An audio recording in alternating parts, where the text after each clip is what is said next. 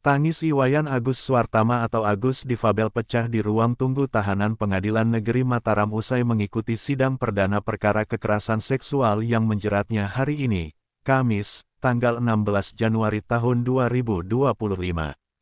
Dia tiba pada pukul 9 pagi WITA menggunakan mobil tahanan Kejaksaan Negeri Mataram. Agus mengenakan rompi merah marun bertulisan Tahanan Pidana Umum.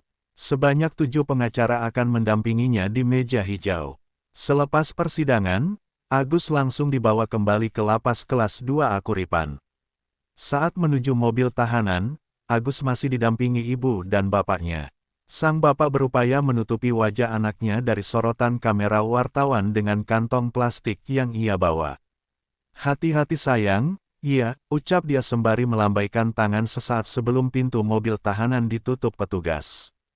Saat mobil tahanan hendak melaju, Ibu Agus, Ni Gusti Ayu Aripatni, pingsan dan terjatuh di depan Pengadilan Negeri Mataram. Melihat ibundanya terjatuh, Agus berteriak dari dalam mobil. Dalam setiap kesempatan Patni selalu mendampingi Agus mulai dari pemeriksaan, rekonstruksi, dan penyerahan ke Kejaksaan Negeri Mataram pekan lalu. Patni beralasan kondisi Agus yang tak memiliki lengan membutuhkan bantuan orang lain untuk beraktivitas seperti mandi dan memakai pakaian. Kondisi tubuhnya itu pula yang dijadikan Agus untuk membantah tuduhan melakukan kekerasan seksual terhadap belasan korbannya. Melihat istrinya terjatuh, suami Patni berteriak minta tolong. Apalagi darah mengalir dari bagian belakang kepala istrinya itu. Sejumlah petugas yang ada di Pengadilan Negeri Mataram langsung membopong Patni ke IGD Rumah Sakit Bayangkara yang berjarak 30-an meter dari Pengadilan Negeri Mataram. Sebelumnya, tim kuasa hukum Agus menyatakan di persidangan perdana ini pihaknya akan meminta majelis hakim untuk mengubah status penahan klien mereka menjadi tahanan rumah atau tahanan kota.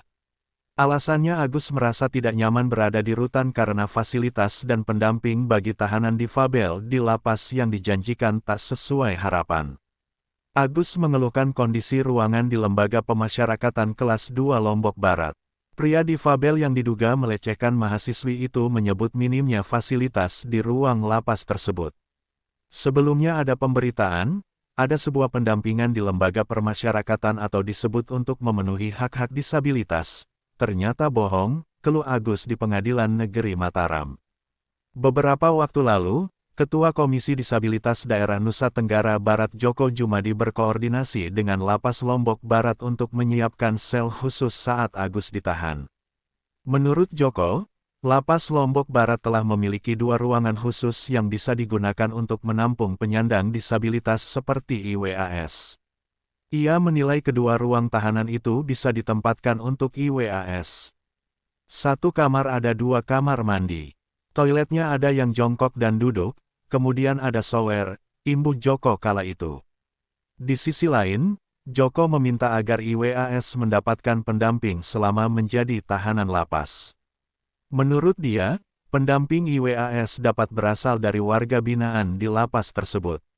Nantinya, pendamping itu diberikan tugas untuk memfasilitasi kebutuhan IWAS. Umpamanya IWAS butuh bantuan buka celana, nanti akan ada tenaga pendamping yang bantu, kata Joko saat itu. Sidang perdana hari ini berlangsung tertutup.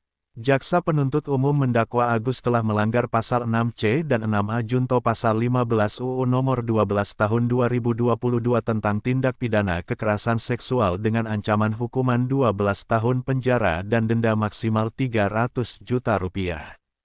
Dakwaan sudah dibacakan, tidak ada keberatan atau eksepsi dari penasihat hukum, kata lalu Muhammad Sandi Iramaya, juru bicara Pengadilan Negeri Mataram. Menurut rencana sidang lanjutan bakal digelar Kamis pekan depan.